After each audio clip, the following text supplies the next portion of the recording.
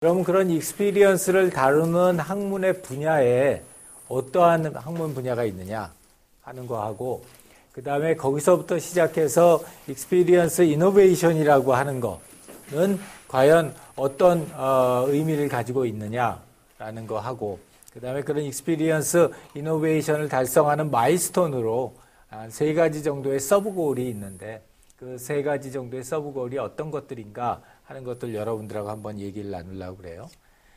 휴먼 컴퓨터 인터랙션하고 휴먼 센터드 이노베이션이라고, 이게 둘 다 HCI인데, 여기서 트래디셔널한 뷰로 HCI다, 휴먼 컴퓨터 인터랙션하다 그러면은 이런 그림을 갖다가 우리가 얘기를 해요. 이 그림이 내가 1986년도에 그 잘 나가던 컨설팅 회사 다니다 말고 때려치고서 PhD 공부를 다시 시작하게 만든 계기가 됐던 그림인데, 이게 그 ACM이라고 하는 데서 이제 앞으로 휴먼 컴퓨터 인터랙션이라고 하는 게 굉장히 중요해질 거다.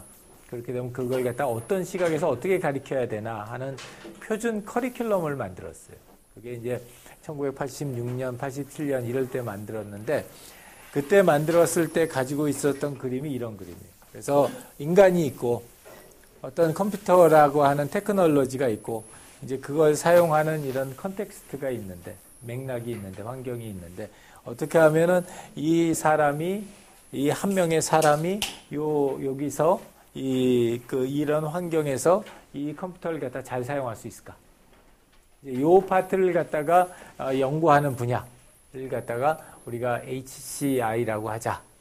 그래서 여러분들 지금 앞에 서 있는 이 사람이 한국에서는 이제 처음으로 이런 HCI를 갖다 공부를 했어요.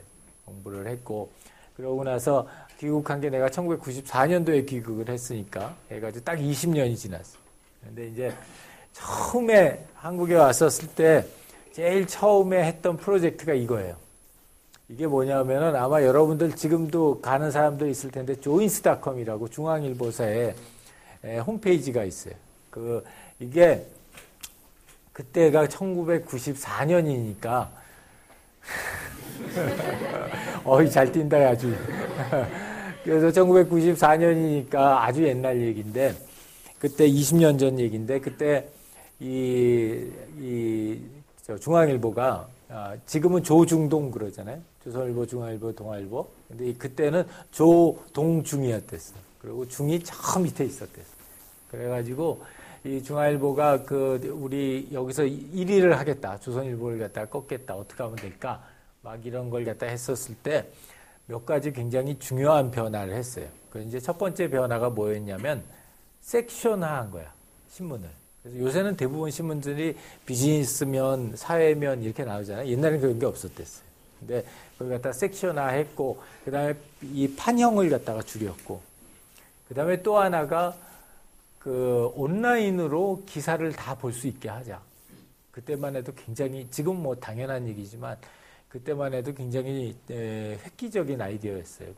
신문 팔아서 사는 회사가 신문을 안 보고 온라인으로 다 보게 한다는 거니까. 그래서 그 첫 번째 홈페이지의 첫 화면을 갖다가 디자인하고 구현하는 걸 우리 연구실에서 했댔어요. 그때 연구실 멤버들이 지금 이제 야후 사장 하다가 이제 지금 다른 데 사장하고 있는 김진수 박사나 뭐 네이버에서 지금 팀장하고 있는 최영원 팀장이나 뭐 이런 이제 멤버들이랑 같이 가가지고 이 프로젝트를 처음에 했었어요. 한국에 들어와서. 그래서 그때 기본적인 얘기가 뭐냐면, 한 명의 사용자가 하나의 시스템을 사용하는데 어떻게 쉽고 편리하게 홈페이지를 만들까? 이런 얘기를 갖다 이제 한참 했었어요.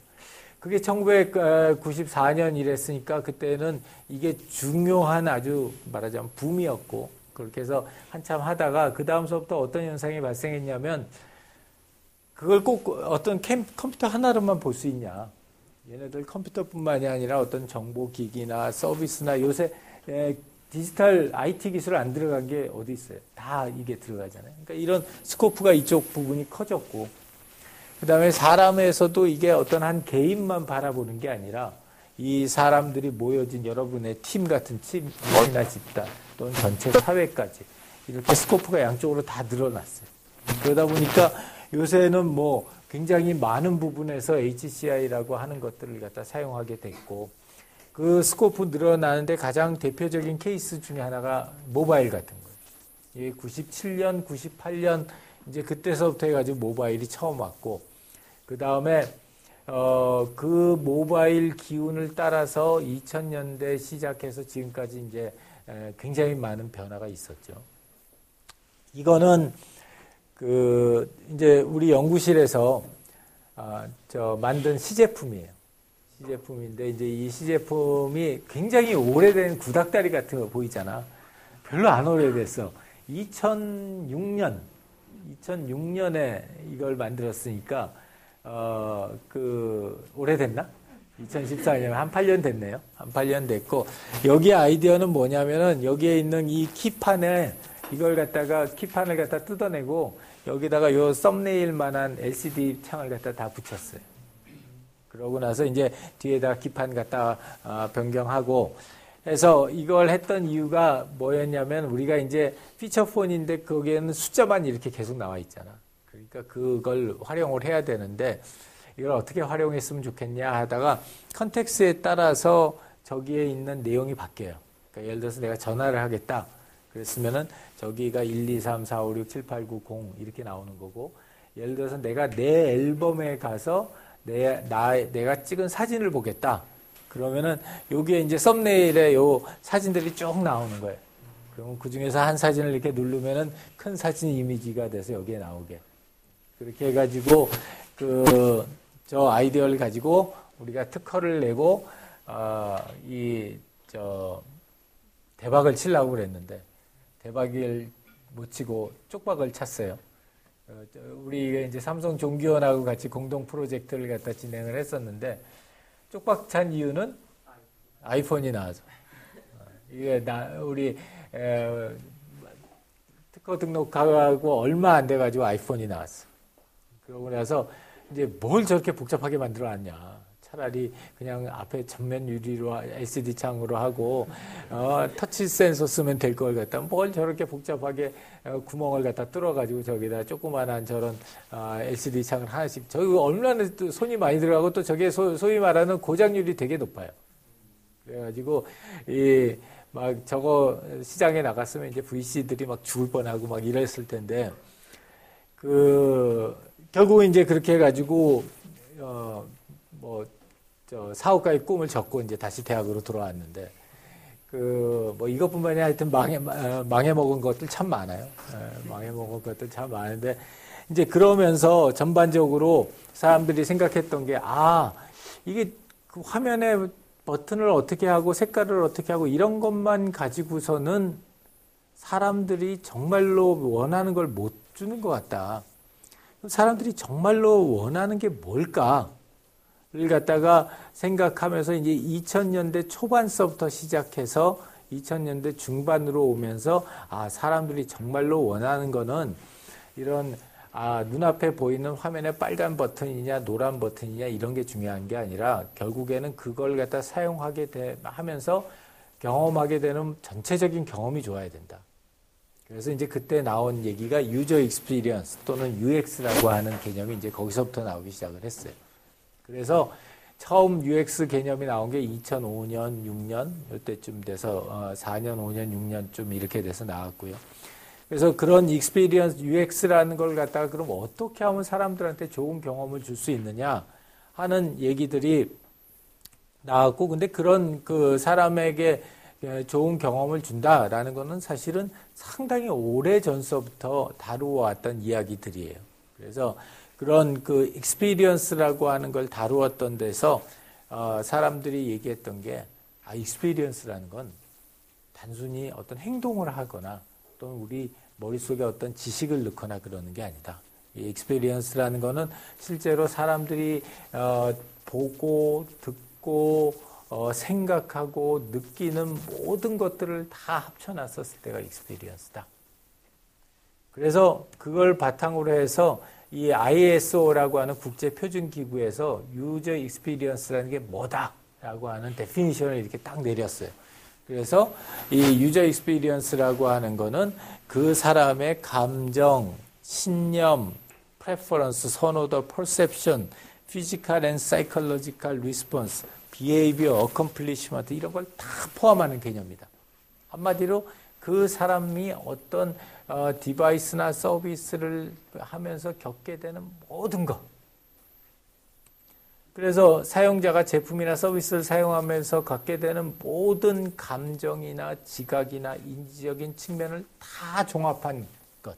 그게 유저 익스피리언스다.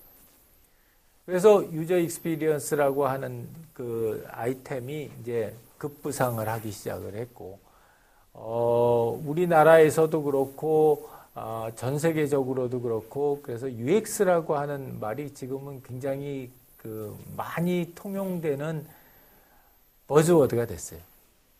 그리고 그런 거가 꼭 이런 전자기기, 스마트폰이나 우리나라에서도 UX 조직이 제일 큰 조직은 삼성전자예요. 그리고 LG 이런 가전제품들 메이커들이 가장 큰 조직을 가지고 있고 또 통신회사들 SK텔레콤이나 LG텔레콤 이런 KT 이런 데서들도 큰 UX 조직들 가지고 있고 또 뭐 포털 회사들 네이버 뭐 다음 지금 이제 굉장히 약하게 됐지만 SK 커뮤니케이션 이런 데들 지금 이제 SK 플래닛 같은 데가 큰 UX 조직을 가지고 있고 그 다음에는 이제 조금만 이런 회사들도 UX 조직을 많이 이제 자체 UX 조직을 가지고 있어요. 우리나라에서 1년에 한 번씩 하는 학회가 있어요. 한국 HCI 학회라고. 지난 2월까지 내가 학회장이었는데, 한 번 학회를 하면은 한 2,000명 정도 모이는 굉장히 메모드급 학회예요. 그러니까 굉장히 다양한 분야에서 이게 사용되기 때문에, 그렇게 많은 사람들이 모이고 또 많은 사람들이 관심을 가지게 됐어요. 대표적인 케이스 중에 하나가 차에다 하는 거. 그래서 여러분들 아마 신문기사 봤겠지만은 포드 자동차가 신차 발표회를 갖다가 자동차 오토쇼에서 안 하고 가전제품쇼에서 한다. 그리고 현대기아차 같은 경우에도 아주 시리어스하게 이 자동차를 모으는 운전자의 경험을 어떻게 설계할 거냐. 그 사람들에게 어떻게 하면은 좋은 경험을 줄 수 있느냐. 이런 것들에 대해서 고민하고 있고, 굉장히 큰 조직을 가지고 있어요. 남양주 연구소라고 이제 현대 기아차 종합연구소에서 이쪽 부분을 전담하는 부서들이 있고요. 또 많이 얘기하는 분야 중에 하나가 페이션트 익스피리언스. 그래서 환자들의 경험. 그래서 실제로 의료 서비스를 갖다가 받는 환자들의 경험을 어떻게 설계해야 되느냐라는 것들도 굉장히 중요한 이슈화 되고 있고, 커스터머 익스피리언스, CX라고 그래요. 그러니까 사는 사람, 쓰는 사람도 중요하지만 사는 사람도 중요하다. 이제 이렇게 되면서 이 UX라고 하는 개념이 우리 경영학에서 얘기하고 있는 마케팅이나 소비자 행동이나 이런 전략이나 이런 것들하고서도 굉장히 밀접하게 관계가 되기 시작을 했어요. 그래서 난 요새 내가 놀라는 것 중에 하나가 전 세계 HCI 하는 사람 중에서 경영학과에서 HCI 하는 사람 하면은 손으로 꼽아요. 몇 명 안 되는데 요새 이렇게 가끔 가다가 내가 이 받는 질문이나 그런 것 중에 경영학과 전공인데 UX를 공부하고 싶으면 어떻게 해야 됩니까? 이런 질문들을 갖다가 많이들 해요. 그리고 질문 받을 때마다 내가 깜짝깜짝 놀라. 아, 이게 이제 분야가 이렇게 넓어졌구나 하는 생각이 들어서 이게 앞으로도 굉장히 큰 성장력을 가지고 있구나 하는 생각이 들어요. 근데 이제 익스피리언스 그러면은 굉장히 인간적인 측면이 많아지는 반면에 굉장히 소프트해졌어요. 옛날에 내가 처음에 배울 때는 굉장히 공학적이었어요. 엔지니어링적이고 하여튼 상당히 숫자를 많이 썼어요. 숫자를 많이 쓰고 그랬었는데 이 인간적으로 경험이라고 하는 측면으로 가면서 굉장히 인간적인 측면이 강조되기 시작을 했다는 거. 그런 건 굉장히 좋은데 반면에 이게 너무 소프트해졌어요. 하드 사이언스였던 게 굉장히 소프트 사이언스가 되니까 이 귀에 걸면 귀걸이, 코에 걸면 코걸이 같은 이런 배단이 좀 나오기 시작을 했고 그 다음에 또 좋은 점은 UX가 되면서 굉장히 스트래티직해졌어요. 전략적인 이슈가 됐어요. 스트래티직해졌다는 건 뭐예요? 이 부족한 자원을 가지고 불확실한 상황에서 조직의 목표를 어떻게 하면 이피션트하게 달성할 거냐. 이게 스트래티지인데 그런 조직의 목표하고 관련되는 중요한 이슈가 됐다는 거죠. UX라고 하는 게. 근데 반면에 너무 앱스트랙트해진 거예요. 옛날에는 인터액션, 인터페이스 막 이런 얘기할 때는 막 들어가가지고 화면을 보고 여기서 여기를 갖다 버튼을 이쪽으로 움직이면은 사람들의 눈동자가 200ms 줄어들어가지고 버튼을 갖다가 선택하는 데까지 뭐 500ms가 줄어든다. 그래서 사람이 더 이피션트하게 스마트폰을 사용할 수 있다. 뭐 이런 얘기를 했다면 지금은 좋은 경험. 막 이런 얘기를 하니까 이게 전략적인 이슈는 됐는데 굉장히 앱스트랙트해집니다. 그리고 사람의 경험이라는 거 굉장히 컨텍스처럴하거든요. 그 주변 환경에 영향을 많이 받는데 그렇기 때문에 이게 사업하는 사람 입장에서는 굉장히 좋은 거예요. 왜냐하면 옛날에는 마이크로소프트 윈도우 그러면 그 윈도우를 갖다가 사용하는 전 세계의 모든 사람들은 다 윈도우를 갖다 사용하는 거예요. 컨텍스트의 영향을 별로 안 받았다. 그런데 이 사용자 경험이라는 게 들어오기 시작을 하면서 그 사용자가 어떤 환경에서 왜 저걸 사용하느냐에 따라서 제일 좋은 경험이라는 게 다 서브젝티브하게 갈리니까. 그러면은 여기에서부터 이제 굉장히 다양한 상품군과 서비스군이 나올 수 있는 가능성이 높아집니다. 그런 점은 이제 좋은데 반면에 정답이 없어지는 거지. 제일 듣기 싫은 소리가 뭐냐면 이거잖아. 때에 따라 달라요. 이 얘기를 참 듣기 싫은데 그런 얘기를 할 수밖에 없는 상황이 이렇게 몰아지는 거라고. 그러니까 이런 장점, 그러니까 우리의 휴메인하고 스트래티직하고 컨텍스츄얼하다는 장점을 살리면서 앱스트랙트하고 언서튼하고 애매모호한 이런 단점을 갖다가 없애기 위해서는 뭐가 필요하냐? 제일 첫 번째 필요한 게 세오리예요. 이론. 그러니까 예를 들어서 우리가 갤럭시 S4에서 갤럭시 S3하고 달리 어떤 기능을 갖다 하나를 넣었다. 근데 사람이 그거 덕분에 굉장히 좋은 경험을 했다. 그럼 왜냐를 설명을 해줘야 되거든. 그 왜냐를 설명하지 못하면 앱스트랙트해지고 앰비규어스해지고 언서튼해지는 거예요. 근데 왜냐라는 걸 설명을 하려면 뭐가 있어야 되냐? 이론이 있어야 돼. 이론이 있어야지 그 이론을 바탕으로 그게 왜 더 좋은 경험인지를 설명을 할 수가 있다. 두 번째는 뭐가 필요하냐면 how, 메소돌로지가 있어야 돼. 방법론이라는 게. 그래서 방법론이라고 하는 거는 여러 가지 구성 요소가 있는데 우리가 일반적으로 4가지 정도의 구성 요소를 얘기를 해요.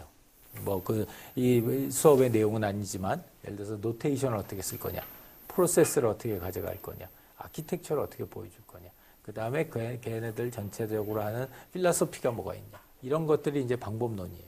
근데 그런 방법론이 있어야지 어떨 수가 있냐면 내가 요번에 갤럭시 S4를 가지고서 대박을 쳤는데 다음에 갤럭시 S5로 대박을 치려면은 어떤 수순에 따라서 얘를 갖다가 만들어 나가야 될까? 어떤 프로세스에 따라서 만들어 나갈까를 설명을 할 수가 있다고. 메소돌로지가 있어야지. 그래야지.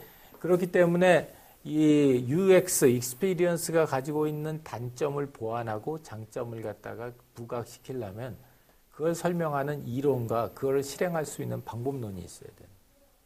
그게 없으면은 이 UX라고 하는 거 뭐 단숨에 날아가 버리는 신기루라는 거고. 그래서 HCI라고 하는 거는 학문 분야예요.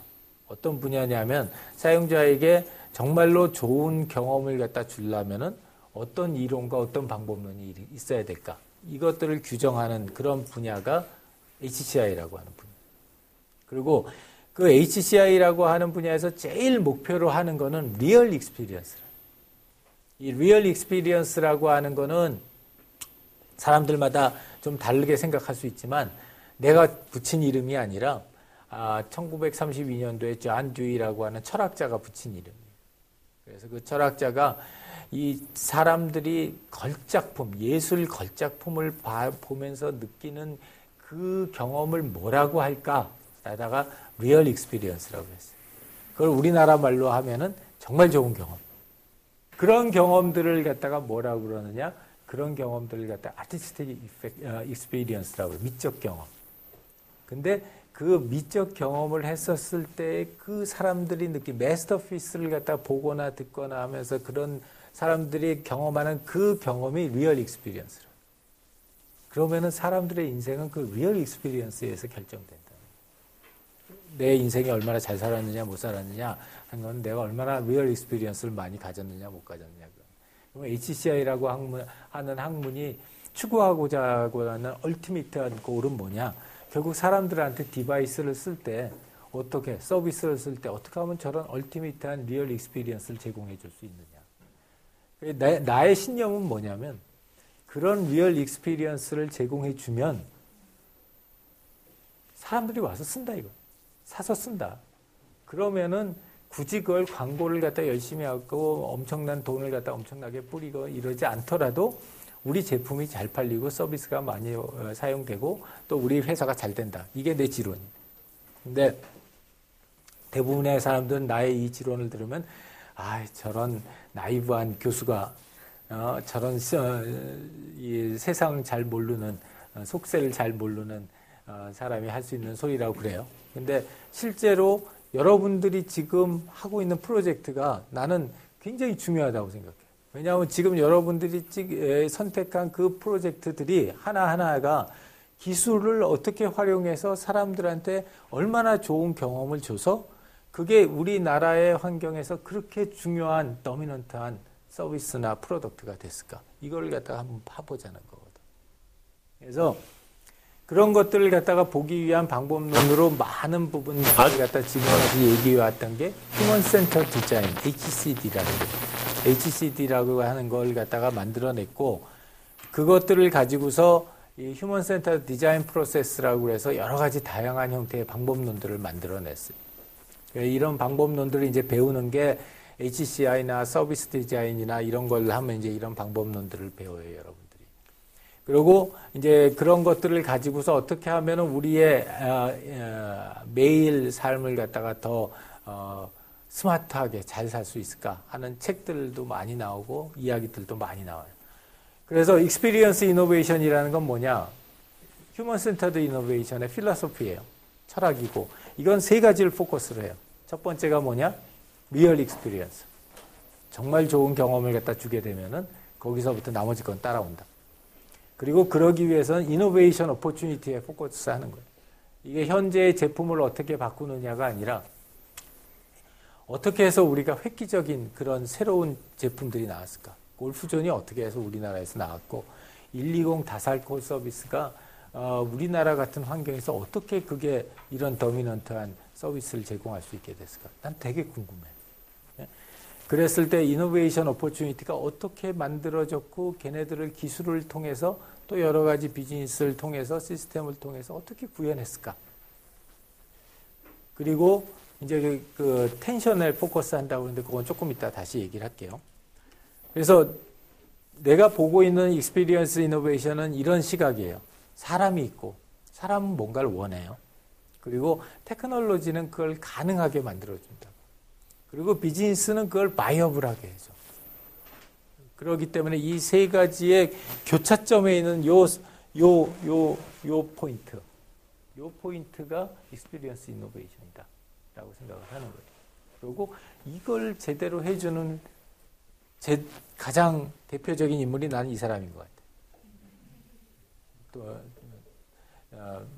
고인이 됐지만, 가장 거기 있고, 요 스위스 스팟에 가장 집중해서 포커스 했던 사람이 아니었나. 물론 여러 가지 다른 능력도 있고, 다른 이유도 있겠지만은, 그것 때문에 이 사람이, 아이폰을 만들고, 저 만들지 않았나 하는 생각이 들어요. 근데 우리가 리얼 익스피리언스 그 자체라고는 너무 이제 말하자면 형이 상학적이잖아. 이걸 가지고서 구체적으로 그럼 우리가 뭘 만들어야 되는데 이런 생각하기가 굉장히 어렵다고요. 그래서 기존에 있었던 그 리얼 익스피리언스에 대한 연구들을 갖다 쭉 보니까 사람들이 리얼 익스피리언스를 갖다가 하기 위해서는 최소한 요 세 가지가 만족이 돼야 된다. 첫 번째가 유스풀리스.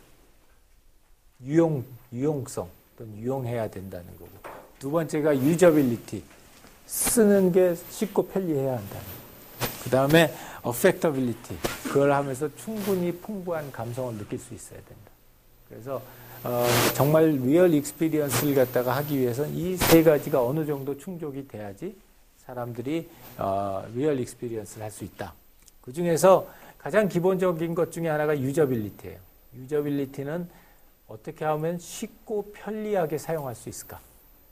그래서 여기에 있는 블랙베리 같은 경우에 당대를 풍미했던 그 스마트폰이었는데 지금은 이제 참 어려워졌지만 예전에 이게 그 당대를 풍미했던 가장 중요한 이유 중에 하나가 뭐였느냐? 이메일 확인이 너무 쉬웠어. 그래서 사람들이 어떻게 했냐면 주로 그 회사에서 나눠주는 폰으로 이메일 확인용으로 회사용 폰을 하나 가지고 다니고 미국 애들들, 젊은 애들들, CEO들 이런 애들들 그리고 하나는 자기 개인용으로 아이폰 들고 다니고 이렇게 다니는 경우가 많았었어요. 그만큼 유저빌리티 했다는 거죠. 의료기기에서 보면 난 이 기기가 참 유저빌리티를 너무 잘 생각했던 그런 것 중에 하나가 아닐까 하는 생각을 했어요. 환자 입장에서.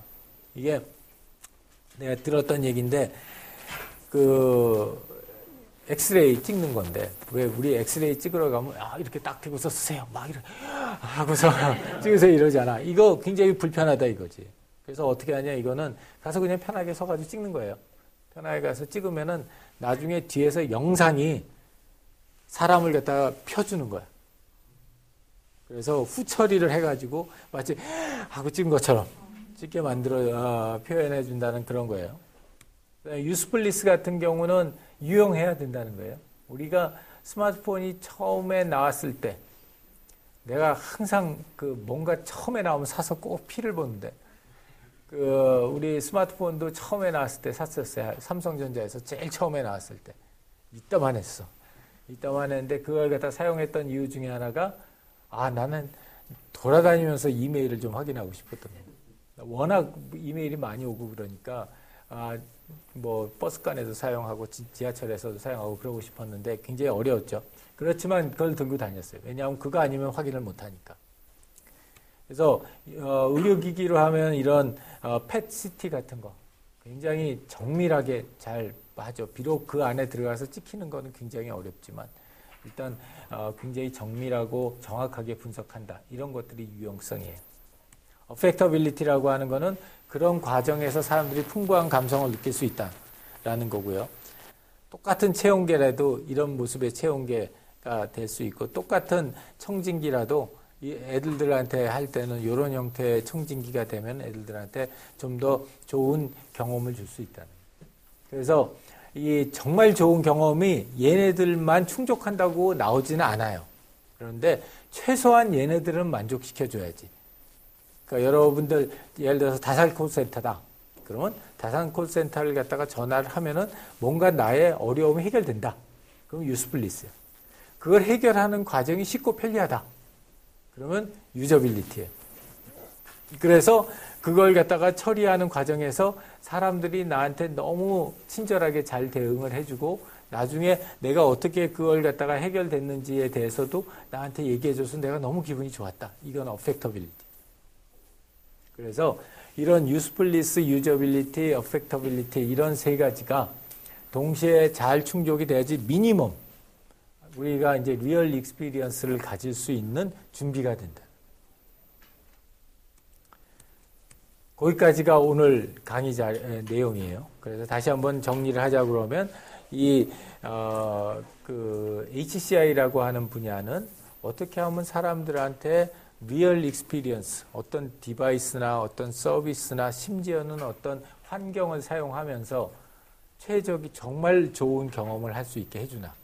이런 걸 목표로 하는 학문 분야이고 그런 걸 하기 위해서 필요한 이론과 방법론을 제공해 주는 분야예요. 그리고 최근 들어서는 뭐 너무나 많은 이제 관심도 많이 받고 있고 또 여러 군데에서 상당히 많이 퀄리티 있는 학생들을 갖다 많이들 요구들을 해요. 그래서 이제 여러분들도 그런 데 관심을 가져줬으면 좋겠고 그런 그 리얼 익스피리언스를 갖다 제공하기 위해서는 세 가지의 서브골이 있는데, 조건이 있는데, 그 조건이 affectability, usability, usefulness를 갖다 충분히 만족시켜줘야 된다.